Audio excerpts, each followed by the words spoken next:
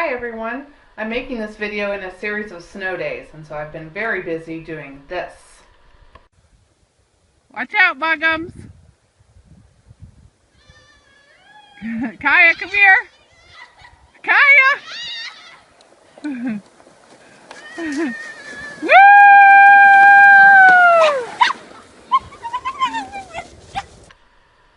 I thought I'd better come in, get warm, and get started on our second goal, nationalism and sectionalism in the United States. So here we go. So we're calling Goal 2 Nationalism and Sectionalism.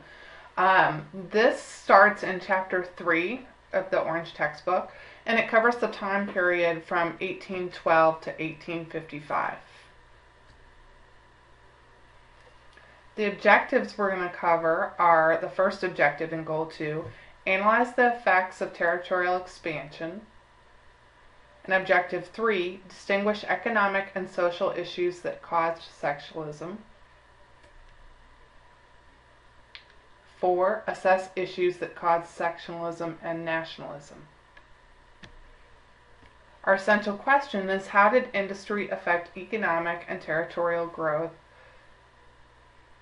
That doesn't make any sense. Our essential question is: how did industry affect economic growth, territorial growth, and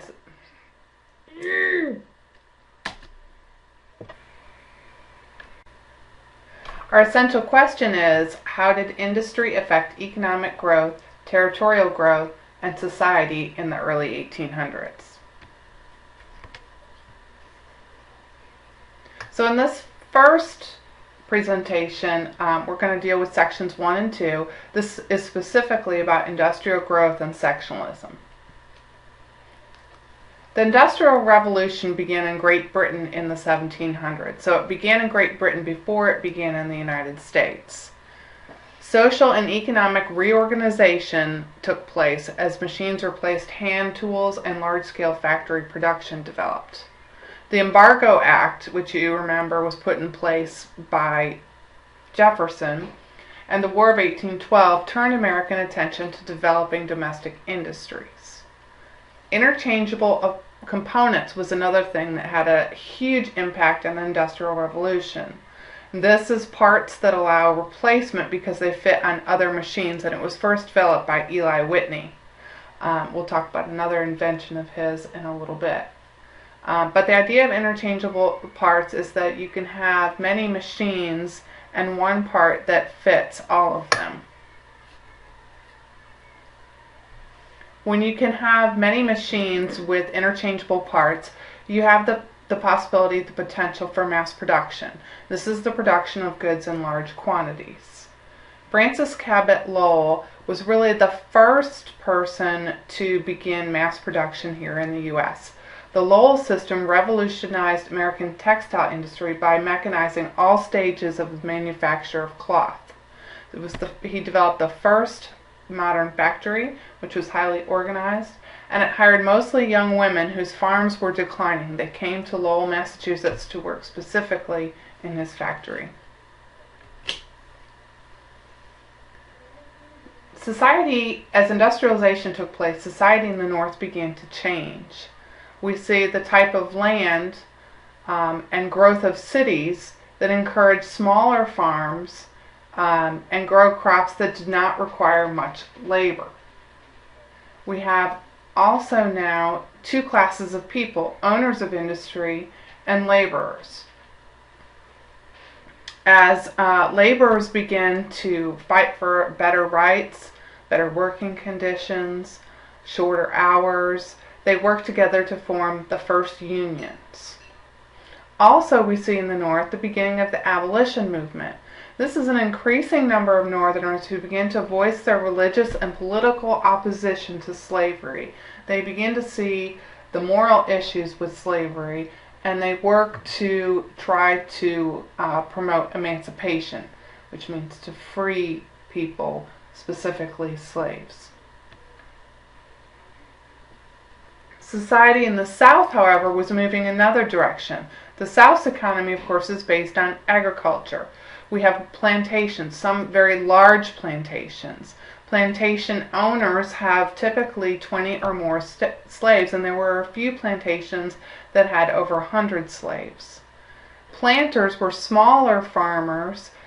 They typically had 10 to 20 slaves, and then there were your typical farmers, which had less than 10 slaves. Also, most middle and upper class people living in the South had at least 1 to 3 house slaves. Slavery and the institution of slavery was just considered a necessary evil. It was considered a part of their life that had to be, even if it was bad. Cotton and other cash crops, such as tobacco, we've learned, were very labor intensive. They required long hours of back-breaking work, and it would be very hard for these farms to operate without the production and free work of slaves.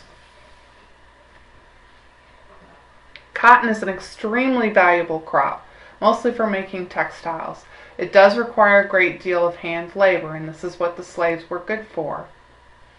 The invention of the cotton gin by Eli Whitney in 1793 made cleaning the cotton, getting the seeds out of the cotton, much easier. The cotton gin made cleaning seeds from short staple cotton much easier, increasing capacity for cotton production. Cotton gin actually increased the demand for the number of slaves needed. Because they could produce more cotton, they needed more slaves to pick more cotton and then run it through the cotton gin. Of course, more slaves to pack it, bale it, and get it ready to be shipped. This is just a little graphic organizer that shows how that worked. You have the cotton gin. Fewer slaves are needed to actually remove the seeds from the cotton. Owners can have extra slaves work new tracts of land. So slaves that were previously working to take seeds out of the cotton can now work on the land. The more slaves working the land means you can produce a lot more cotton. You produce more cotton, you have more money to buy more land. Obviously, it's like a circle. You have more land, you need more slaves to farm it. So you can see that we have sectional differences starting to form. You have the North with their goals and industrialization taking place, and the South with their goals, agricultural, a focus on slavery and cotton production. So their views differ in many different issues. Sectionalism is putting one region's interests above the interests of the nation as a whole.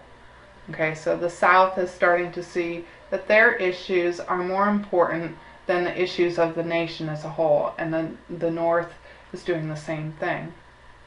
One of the issues that they're differing on is the issue of tariffs. Should there be high tariffs or low tariffs? The North wants high tariffs, the South wants low tariffs. Then there's also the issue of slavery. Northerners are opposed to slavery. Southerners feel that it is a necessary evil. They can't imagine how they will operate without the use of slaves. In the next video, we'll talk about the American system and how it also promoted sectional differences.